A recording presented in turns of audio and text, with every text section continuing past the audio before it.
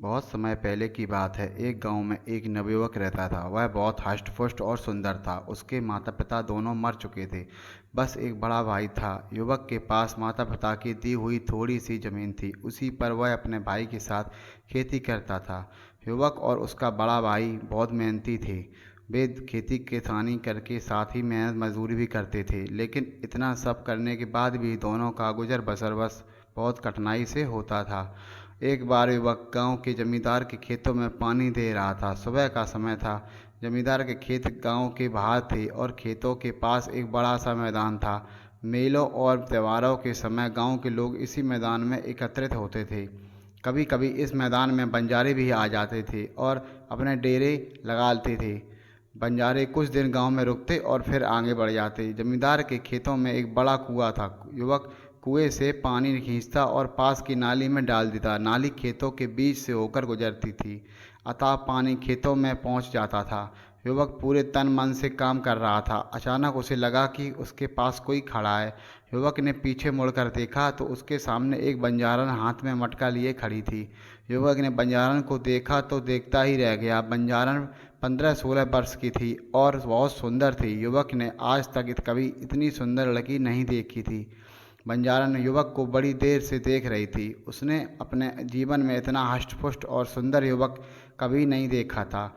बंजारन युवक के पास पानी लेने आई थी, लेकिन वह उस पर इतनी मुग्ध हो गई कि पानी मांगना भूल गई थी और उसे एकटक देखे जा रही थी। युवक ने बंजारन को अपनी ओर प्यार भरी नज़रों से एकटक घूरते हुए देखा तो घबरा गया। उसके हाथ से रस्सी छूट गई और बाल्टी सहित कुएं में जा गिरी। बंजारन ने युवक की यह स्थिति देखी तो खिलखिलाकर हंस पड़ी। उसने युवक से कोई बात नहीं की और दौड़ती हुई अपने डेरे में आ गई। उसने डेरे से एक पतली रस्सी और कांटा उठाया और युवक के पास वापस आ गई। युवक अपने पर पूरी तरह नियंत्रण कर चुका था। वह मुस्कुरा रहा था और बंजारन को बड़े प्यार से देख रहा था। बंजारन ने कांटा कुएं के भीतर से डाला और कुछ ही क्षणों में रस्सी और बाल्टी बाहर निकाल दी। युवक बंजारन की आंखों की भाषा समझ चुका था। उसने बंजारन का घड़ा भरा और बिना कोई बात किए रस्सी बाल्टी लेकर अपने घर आ गया। युवक को रात भर नींद नहीं आई। वह सारी रात आंखें बंद किए बंजारन के बारे में सोचता रहा। बंजारन बहुत सुंदर थी। अगले दिन प्रातःकाल युवक पुनः जमींदार के खेतों में पानी देने के लिए कुएं पर आ पहुंचा। उसकी आंखें असलाई हुई थीं और आज उनमें पहले जैसी ताजगी नहीं थी। युवक ने कुएं पर पहुंचकर अभी एक बाल्टी पानी भरा था कि बंजारन पुनः वहां आ गई। ऐसा लगता था कि वह अपने डेरे के पास खड़ी उसी की राह देख रही थी। दोनों ने एक दूसरे को देखा और आंखों ही आंखों में बहुत सी बातें हो गईं। युवक के मन की बात जानने के बाद बंजारन उसे अपने डेरे में ले आई और उसने अपने बापू से मिलवाया। बंजारन का बापू बहुत लालची आदमी था। उसे जब यह मालूम हुआ कि युवक एक गरीब किसान है तो उसने अब उसके साथ बंजारन का विवाह करने से साफ मना कर दिया। लेकिन बंजारन की माँ को के बहुत समझाने पर वह इस शर्त पर अपनी बेटी का विवाह करने के लिए तैयार हुआ कि ग्रामीण युवक उसे 500 से चांदी के सिक्के लाकर देगा। बंजारन के बापू ने युवक से साफ साफ कह दिया कि 5 माह बाद नवदुर्गा की अष्टमी के दिन कामाख्या मंदिर में एक बकरे की बलि चढ़ाएगा। इस दिन तक यदि उसे चांदी के सिक्के मिल जाएंगे तो वह कामाख्या मंदिर में ही अपनी बेटी का विवाह कर देगा और यदि युवक चांदी के सिक्के नहीं ला सका तो वह अपनी बेटी किसी और को सौंप देगा। युवक ने बंजारन के बापू की शर्त मान ली। वह शरीर से हष्ट-पुष्ट और मजबूत होने के साथ ही बड़ा साहसी भी था। उसे विश्वास था कि वह किसी तरह मेहनत मजदूरी करके चांदी के 500 सिक्के इकट्ठे कर लेगा। बंजारे 3 दिन तक गांव में रुककर चले गए। उसके साथ बंजारन भी चली गई। ग्रामीण युवक अपनी बंजारन को जाते हुए देखता रहा। बंजारन भी उसे बार बार मुड़कर देख रही थी। बंजारन के जाने के बाद युवक अपने घर आ गया। उसे 5 महीने में 500 चांदी के सिक्के कमाने थे। युवक ने बहुत सोच विचार किया। इतना धन उसे केवल जमींदार ही दे सकता था। अगले दिन युवक जमींदार की हवेली पहुंचा और उसने जमींदार को अपनी समस्या बताई। जमींदार ने उसकी बात बड़े ध्यान से सुनी। वह युवक को 100 सिक्के प्रति माह इस शर्त पर देने के लिए तैयार हो गया कि वह दिन रात जमींदार का काम करेगा और सभी तरह के काम करेगा। युवक ने जमींदार की बात मान ली और जमींदार की सेवा में लग गया। युवक बहुत मेहनती था। वह दिन भर जमींदार के खेतों में काम करता और रात को जमींदार की हवेली में आ जाता और जमींदार उसे जो भी काम देता वह करता। दिन रात मेहनत करने के बाद युवक बीमार भी पड़ा, किंतु उसने बीमारी में भी जमींदार के सभी कार्य किए। धीरे धीरे 1 महीना हो गया। युवक अपने चांदी के 100 सिक्के लेने जमींदार के पास पहुंचा, लेकिन जमींदार ने चांदी के सिक्के देने से इनकार कर दिया। उसने युवक से साफ कह दिया कि उसकी इस तरह से की कोई बात उसके साथ नहीं हुई थी। युवक को क्रोध आ गया। उसने जमींदार को बहुत बुरा भला कहा और उसे एक उठाकर पत्थर की एक चट्टान पर पटक दिया।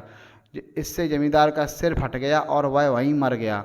इसी समय जमींदार के घरवाले और उसके नौकर चाकर आ गए, लेकिन इसके पहले ही कि वह युवक को पकड़ पाते कि वह भाग निकला। जमींदार के नौकरों ने उसका पीछा किया, किंतु वे युवक को पकड़ नहीं सके और खाली हाथ वापस आ गए। युवक भागता रहा, भागता रहा, भागते भागते बंगाल आ पहुंचा। यह एक नया स्थान था। युवक को लगा कि वह यहाँ सरलता से चांदी के 500 सिक्के कमा लेगा और अपनी बंजारन को ले आएगा और यहीं बस जाएगा। उसके लिए अब गांव वापस लौटना खतरे से खाली नहीं था। युवक को काम की खोज करते करते 3 दिन हो गए, लेकिन उसे कोई काम नहीं मिला। इस बीच उसने कुछ भी खाया पिया नहीं था, अतः भूख से उसकी हालत खराब हो चुकी थी। चौथे दिन प्रातः युवक एक बगीचे में बैठा हुआ कुछ सोच रहा था। इसी समय उसके पास एक सुंदर युवती आकर खड़ी हो गई और उसे देखकर मुस्कुराने लगी। युवक को लगा कि वह स्त्री उसकी कुछ सहायता करना चाहती है। उसने अपने पास बिठाया और सारी बातें बता दी। सुंदर स्त्री ने युवक की बातें बड़े ध्यान से सुनी। उसने उसे सभी प्रकार से सहायता करने का विश्वास दिलाया और अपने महल में ले आई। सुंदर स्त्री का महल बड़ा आलीशान था। सुंदर स्त्री ने युवक को भोजन कराया और आराम करने के लिए एक शानदार बिस्तर दिया।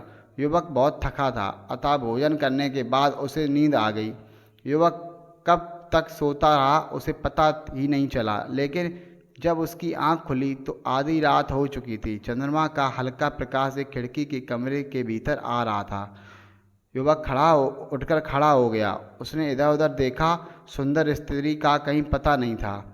युवक को बड़ा आश्चर्य हुआ। अचानक युवक के कानों से एक सुंदर स्त्री के गाने की आवाज़ टकराई।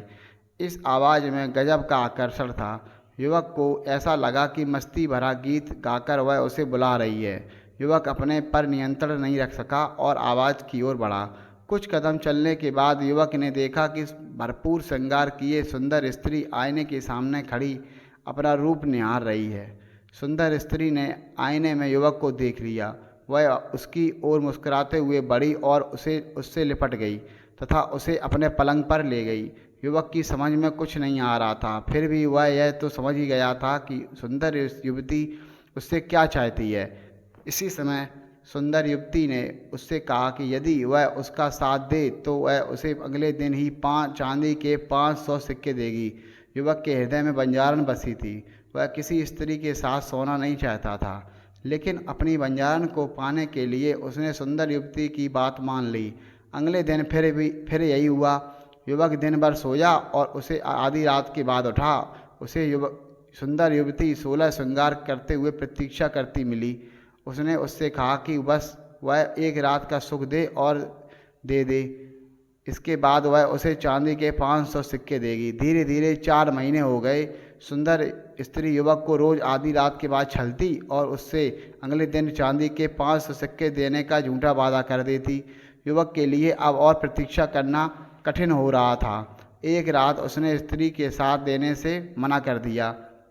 सुंदर युवती ने उसे बहुत समझाया। उसके समझाने पर जब युवक कोई प्रभाव नहीं पड़ा तो उसने तरह तरह की धमकियां दी।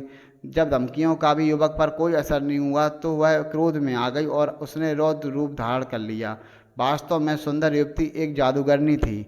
उसे जब लगा कि युवक उसकी बात किसी कीमत पर नहीं मानेगा तो उसने अपनी जादुई शक्ति से उसे एक फूल बना दिया और अपने बगीचे के तालाब में लगा दिया।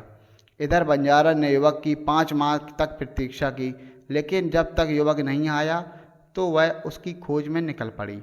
एक दिन अचानक बंजारन जादूगरनी के महल में आग पहुंची। प्रातःकाल का समय था। जादूगरनी अलसाई सी महल के कमरे से बाहर देख रही थी। उसने एक बंजारन को अपने महल के सामने देखा तो उसे शक हुआ कि कहीं यह वही बंजारन तो नहीं।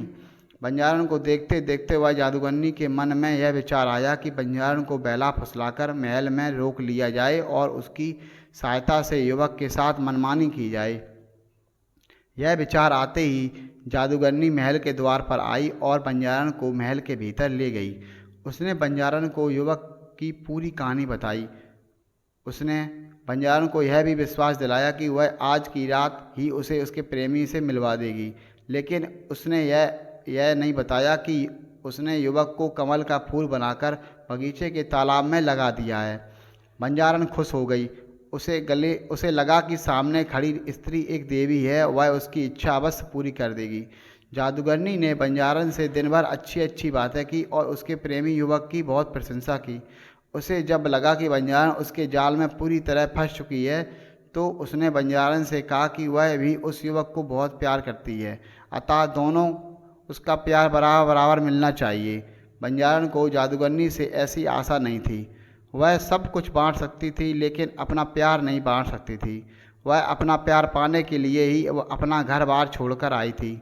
जादूगरनी ने बंजारन को समझाने का बहुत प्रयास किया किंतु बंजारन नहीं मानी और भड़क उठी। जादूगरनी को भी क्रोध आ गया। उसने अपने जादू से बंजारन को एक कीड़ा बना दिया। बंजारन को सब समझते नहीं लगी, लेकिन अब वह बहुत देर हो चुकी थी। फिर भी वह खिड़की के रास्ते महल के बाहर आ गई। इसी समय कीड़ा बनी बंजारन के कानों में उसके प्रेमी युवक की आवाज़ टकराई। यह आवाज़ उसे अपने पास बुला रही थी। बंजारन ने इधर उधर देखा। यह आवाज़ महल के तालाब में खिल रहे एक कमल में आ रही थी। बंजारन की समझ में सब आ गया। जादूगरनी ने उसके प्रेमी को कमल बना दिया था। वह तेजी से कमल के पास पहुंची और उसमें समा गई। इसी समय कमल खिला हुआ कमल बंद हो गया। जादूगरनी बहुत क्रोध में थी। वह कीड़ा बनी बंजारन को ढूंढते ढूंढते बगीचे के तालाब तक आ गई, लेकिन उसे वह नहीं मिली। इसी समय कमल मुरझाया और अपने भीतर कीड़ा बनी बंजारन को लिए हुए पानी में समा गया। दोस्तों, आज की कहानी आपको कैसी लगी? ऐसे ही मज़ेदार कहानी के लिए चैनल को लाइक करें, शेयर करें और अगर आप हमारे चैनल पर नए हैं तो सब्सक्राइब करना ना भूलो। दोस्तों, मिलते हैं नई कहानी में।